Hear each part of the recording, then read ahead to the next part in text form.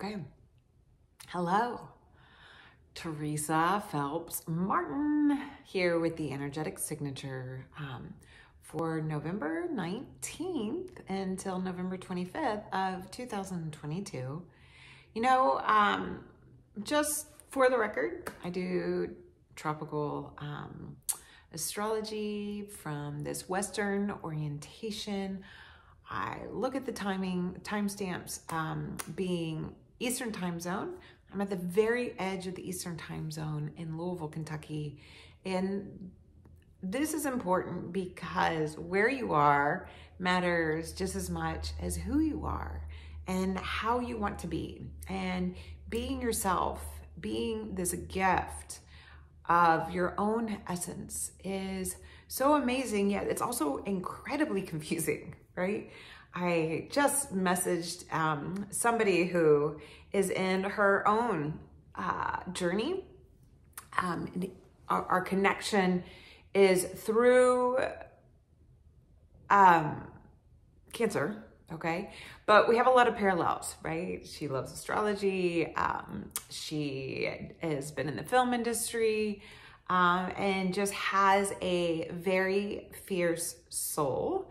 So, but we don't really know each other still at the same time. We just have these parallels. And that's this idea of being affirmed that as you navigate these interesting moments of life, or what I shared with her was that, you know, I'm finally coming out of this time where I've been haunted by a darkness. And that's a lot, right? So put love around that and then park it. And what the cosmos and what I'm hoping this can help you with is how to navigate those moments where it does feel dark, or you do feel separate, or you feel disconnected or frazzled or exhausted or frustrated, annoyed, angry, like whatever that emotional quality is. And you acknowledge the fact that you have these feelings. This is our soul. Our soul speaks to us through the currency of our emotions. And we hear so much in the world. You're not your emotions, they're fleeting. Feelings are data. And this is all true. All evidence, all very, very, very true. However, our feelings are the currency that allows us to make the connection. Otherwise, we would just be robots. We could program our minds to say the right things. No, we are in a relationship, and that relationship is complicated.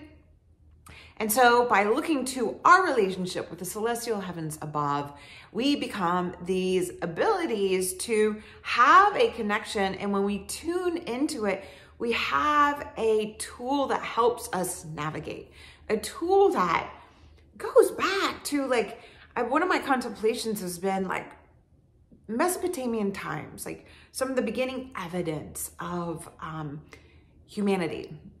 I'm not getting into the historical context. Were they the first ones? Were they not the first ones? Because I do know that in China, they had the first written language. So Sanskrit's really old.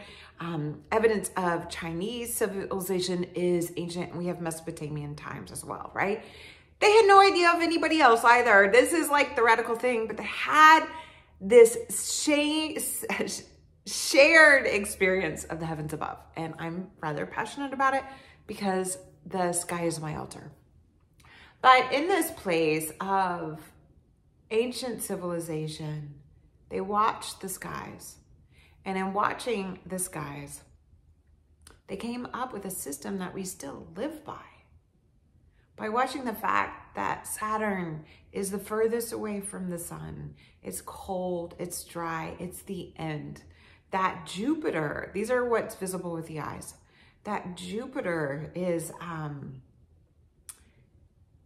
this big, expansive, that's moist and wet, right? And they could track this movement. And that, then you have Mars, right? Yeah, Mars that is hot, right? Hot and dry. And that moves a little faster than Jupiter, Actually, a good bit faster than Jupiter. Jupiter moves a good bit faster than Saturn. And then we live on Earth, but our relationship with the sun doesn't move, but we rotate around that. And then we have the sun, which is hot, right? Hot and dry. And then we have Venus that moves much faster, and she is cold and moist. And then we have Mercury, and I could be messing up these temperatures, by the way. And then we have Mercury that varies and it goes fast. And then we have the moon that orbits around us the fastest, right? And in this, if you drew an arch going from Saturn to the moon, and you drew a star, right? A 7-pointed star, you have the order of the days of the week. This has been blowing my mind all week long.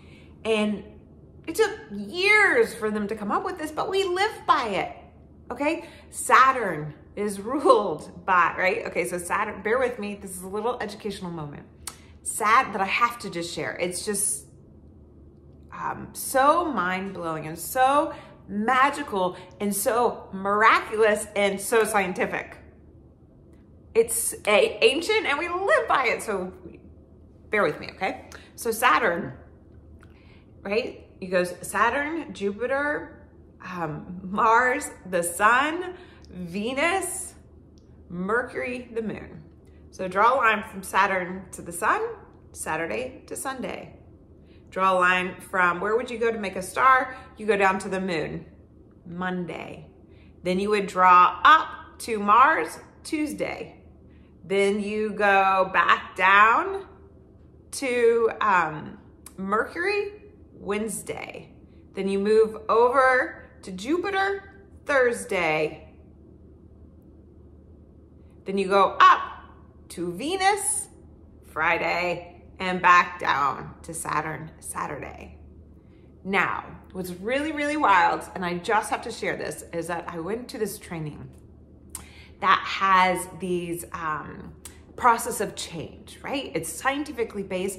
It's from a relational frame theory. And that 7-pointed star, or maybe it's 6 points. I am sorry, I needed it in front of me and it's not in front of me. So I'm going from my visual memory, which is a little dodgy these days. It is the same shape.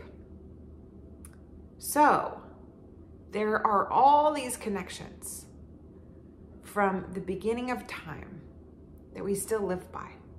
So why wouldn't we? If we operate by the days of the week, why wouldn't we respect this bigger picture and this bigger energy? And this is very Sagittarian of me. Curious, philosophy, inquisitive, explore the greater grounds. And this is what we're moving into. We're shifting out of that watery energetic signature into that fiery zone. Venus has made the move. Mercury has made the move. The sun is about to make the move. Then we have a new moon in Sag. And then we have fire. We have a lot of fire. We have been without fire. We have been without that heat. We have been without that warmth. It's really wild. We have this like crazy cold front that's come through, which for me is Jupiter moving back in Pisces. And in ancient times, maybe they did it differently. Like Mayan cultures did it a little differently, but they looked at the cosmos to determine the wind and the weather. So this is just the bigger picture of the weather to help you navigate this sort of celestial entity that we live in. We are humans on the planet having our own unique experience. So whatever you believe in, whatever you experience, this is the time to explore that. Okay, Sag season is always the time to explore that because that is that fire, that heart, that aspiration, that ability to step forward. So the other fire signs are Sag, Aries, and Leo, right? So we have this warmth, we have this heat, we have this big, giant love. So Sag is ruled by Jupiter. Jupiter is that big, expansive, jolly, enjoyable experience that is gift-giving. I say this every year, but our founding fathers, don't go into the story of the culture, what happened. However, they chose the first Thursday of Sag season, which happens to be the third Thursday on the calendar month, and a Thursday ruled by Jupiter, ruled by the sun being ruled by Jupiter, to celebrate the freedom, which Jupiter seeks out, the joy, which Jupiter seeks out, and abundance, opportunity. How about we say that?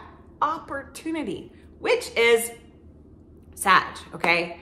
So when you think I might be like out on a ledge, and yes, this is intuitively guided, however, it is the intuition of science that has mapped it out for us. So here we are, we can utilize technology and make a connection to remind ourselves that we're not alone, right? And this is, to me, the undercurrent of all civilization is how we become separated, how we become blinded by our truth. And these are universal truths. You could dig into a lot of different cultures and see this again, this way to connect, right? This way to give voice through prayer at certain times, to honor that relationship to that which is greater than any of us and all of us, to having wisdom of masters of love coming to remind us how to love ourselves, how to love one another. So this is the season, this is the time to explore this. Now, really interesting. Let's go back. I'm gonna come back. The moon, as I record this, is in Virgo. Get it done, right? Create those boundaries. We're moving into doing a talk shortly. The holiday hustle, right? Those boundaries are gonna give you the ability to engage in a time that tells us it's dark, it's cold, so come inside, eat, drink, spend money. It's really kind of bizarre, but those are what give us that quick fix of dopamine, okay? Eat food, drink libations, get into arguments with loved ones, or celebrate, embrace your loved ones, honor it. Get the deal of the season and knock over the person who's trying to get there first so that you can get it. I mean, it's nuts, right? So you want boundaries. The moon is in Virgo. You want boundaries. You want to look at what you value and what you're going to create with that, okay? So realize Mercury is talking to Jupiter, defaulting to Jupiter right now. Mercury rules Virgo. So Jupiter's in Pisces right now. I know this is a little complicated, but go to your depths. What are your core values, your non-negotiables, and create the boundaries there. The moon will shift into Libra. When does it go into Libra? On Monday? No, Sunday. Cool. The moon will go into Libra on Sunday and be there on Monday. And then Scorpio on Tuesday. Yes, okay. Sorry, I should be faster with this. Monday afternoon, the moon goes to Scorpio. Tuesday, I had to come back to play 2022. Tuesday, the moon will be in Scorpio. Wednesday, we have a new moon in the afternoon. And it's really like the moon will be in Scorpio. And then it goes into, it'll be void, of course, at 1:16 p.m., right? So look at it as a time to shift that dial.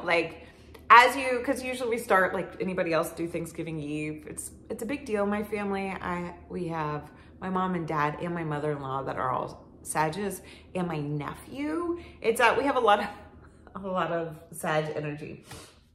So Thanksgiving is a big deal. The moon leaves Scorpio. It's this balsamic, this real ending, this real closure. I'm gonna layer in this. Spend time at really offering reverence, maybe even getting a little quiet of how challenging the past few years have been. and offer peace around it. Let peace hold it, right? Let that like healing energy surround the challenges of adversity and difficulty, so that when the moon moves into Sag at 3 in the afternoon, it will be a new moon at 5:57 p.m. It will be dark, really dark. So you have to have the faith. And now that I have new information, this is not the time to ignite your new ritual for the moon, but it can be a time to pause and breathe and have the space to receive. Now, since I'm at the moon, I want to go here. It's a Sag new moon. Thank God. Like, Sag is joyful, right? Remember all the Sag things I was talking about? Opportunity, potentiality, justice, truth, right? And exploration and curiosity, and remembering this big, big world that to really the kind of like slug line for Jupiter is think bigger, have bigger dreams, explore more. And Jupiter is in Pisces. So on Sunday, it's a gold star day. Jupiter and the sun will be in a trine. We've had the trine with Venus. We've had the trine with Mercury. They're in a separating, easeful flow right now. And then the sun on Sunday, there's just great benevolence on this great, it's a gold star day. I don't know how else to say it. You come up with what gold star means for you. And in that place, the moon, the sun will be carrying this energy. The moon will trine Jupiter, right? The moon will trine Jupiter. I kind of feel like looking at this on Wednesday. It's the last aspect it makes before it's void and then moves into Sag. So the moon will be carrying this benevolence from Jupiter, the benevolence of your soul, the benevolence of this opportunity to life, this benevolence to expand and change. So really give this sacred time, this time of day to honor, to bring forward the gifts of breakdowns. I've seen it everywhere all of a sudden, like, oh, don't you think when you fall apart is when you really break through? Yes, and it hurts. So honor that. The hurt's not going to go away, but what you can do is rather than keep it exiled, you can embrace it and breathe into it. Just like you would if you saw a wounded animal or bird or child or other being, right? Honor that within yourself. Like, whatever that ritual is for you, nourish the depths of your being and remind yourself that there's just such a great mystical, magical mystery that is here for you. So when that moon goes into Sag, it's carrying this with it. And the first aspect it makes is this new moon with the sun, right? It's when the sun and the moon are conjunct. So we have this trine energy of with Jupiter still with us. We have this trine between Jupiter and Pluto, and the sun today, as I record this, makes a sextile with Pluto. Yeah, right? And in that sort of land, you just have like great support, great sort of ability to come into that peace. It is highly available for you if you're willing to receive it and trust in it and rebuild from those ashes, right? Rebuild from that broken ground. So all that energy is there. We're finally moving out of that real intensity. We're still in this Neptune Mars square of just keep yourself grounded. How are you keeping yourself in the illusions of what is real? And can you recreate that narrative? We really need to recreate the narrative. And can you recreate the narrative with that connection to something more? So as that moon will progress from Sagittarius, it moves into Capricorn on the afternoon of the 25th. And then it'll be in Capricorn moving into the weekend, okay? For those of you who like to plant bulbs, I would do it on Saturday. It's Saturn's day, do the work so you can reap the benefits. It happens to be the moon will be in that crescent. What you want to plant will be clear. And then you can plant it into the depths of the soil because this is the earth energy. And the moon will make a trine with Uranus, which will eventually, when those tulips bloom, will be moving direct. And so that ability to bring the gifts to break ground will come through, okay? This is just a offering. And you could also look at it as well that this is part of the energy that we've been in with this last eclipse of really breaking through the cosmic downloads, the progressions of insight and direction, and that there will be an energy that can thrive from that. Now, that being said, it's really important to have faith when you plant that seed, okay? You can do that actually like planting tulips or daffodils or hyacinths or crocuses or whatever it is you want to plant, or an actual what's come to you that you want to see come forward in your life, moving forward, right? Okay, so I'm gonna jump back to this Sag moon. That's really some of the bigger energy because of the week. Oh, and Jupiter goes direct, even better. Jupiter goes direct, but not fast enough where we'll have another trine. Sorry, I just got really excited. Like, is that possible? No. No, okay. Jupiter will go direct on the 23rd. Sorry, you guys. Duh. I knew there was something significant about this. On the same day as that new moon, right? So very Jupiterian. Now, what we want to do is be in this energy of respecting Jupiter, right? Being in this relationship that you can like be like, wow, isn't it amazing that Jupiter is so big, right? It's the biggest in our solar system. It's so expansive, and that pull kept the asteroid belt from forming other energy. And then Mars protects Earth from those asteroids. And so this wild piece of information that I learned, yes, I did more training this week, and it fed a depth, it affirmed so much. However, Mars is protecting the Earth from those asteroids. It has a job, it's driven, it's focused, it's protective, okay? So in that place, the ancients did not know that in that asteroid belt, that one of those asteroids becomes visible.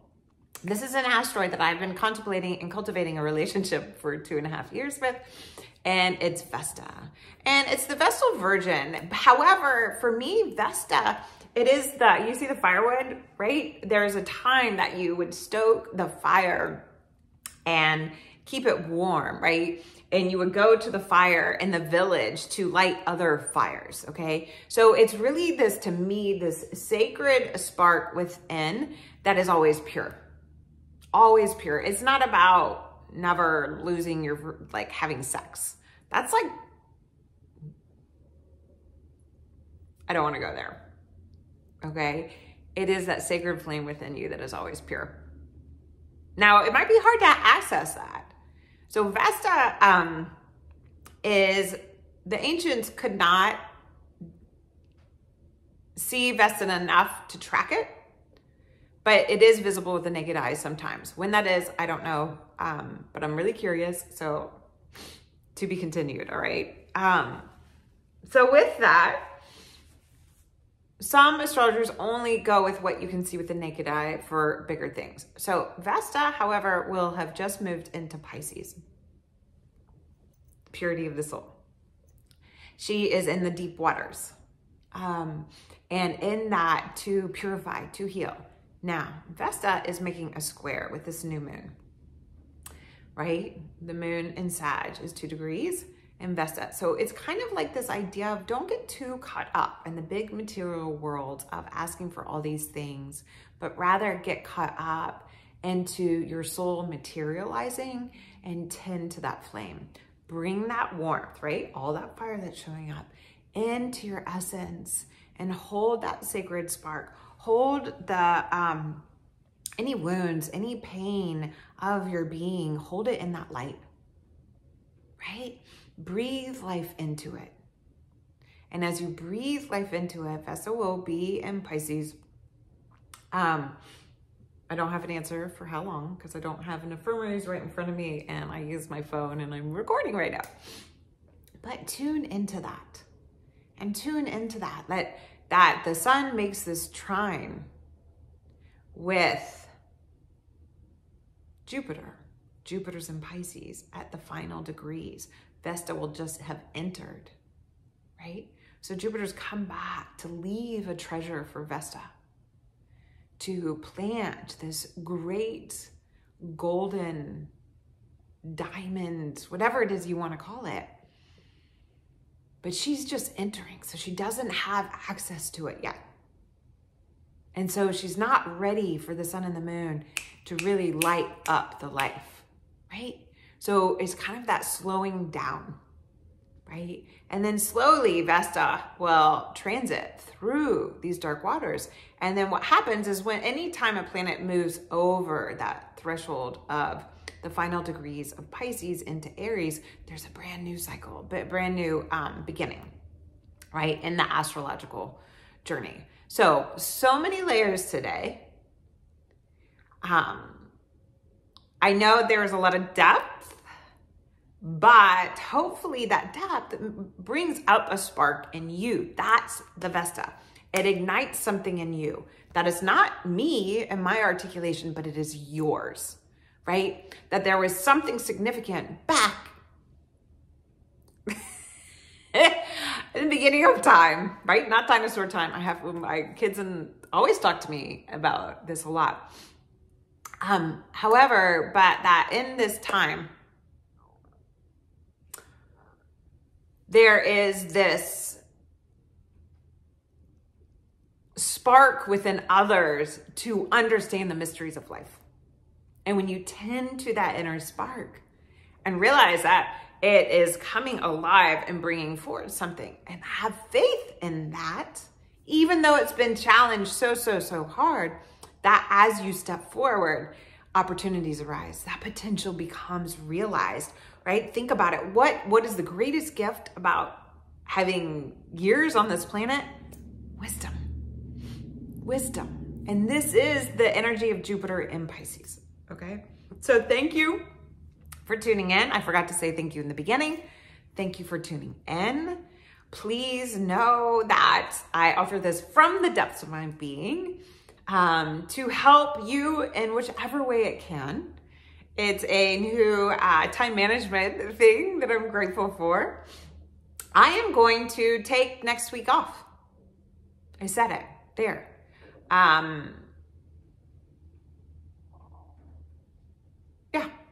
I'm gonna do it. So I will not be with you on Friday next week. Please know that you can, with that being said, let me just go quickly. If there are any real big things, Mercury opposing Mars, you really want to explore this new spark of energy you want in that storyline. And the beginning of December, right? The end of that's like we'll have the end of the month. So then we have Venus opposite Mars. Yeah, because Mercury starts to get ahead of Venus. And then I'll be back, right? When the moon is in Aries. So have a brilliant time. We have fire energy available for us, which is that spirit, that faith, that trust, those aspirations, the belief in your ability to step forward. What do you step forward? You step forward into your achievements. Not so much about breaking the glass ceiling, but the achievement of gaining wisdom to evolve, to shed light for others, and to care for the depths of your being. So I appreciate you tuning in, YouTube or Facebook. And if this helps, let me know. If you want to schedule a session with me, please go to my website, teresaphelpsmartin.com, and understand how this works for you, all right? And I will check back, not on the 25th, but I will be back with you on December 2nd. Yeah, and we'll be good, right? So trust in yourself. Yeah, there aren't a huge amount of aspects. I'm just making sure I don't want to leave something out. You'll be good, all right? And be good. Be good to your life, be good to your soul, be good to those that you love, and those that you've lost, and those you have yet to discover. Be real, be true, and be soulfully you.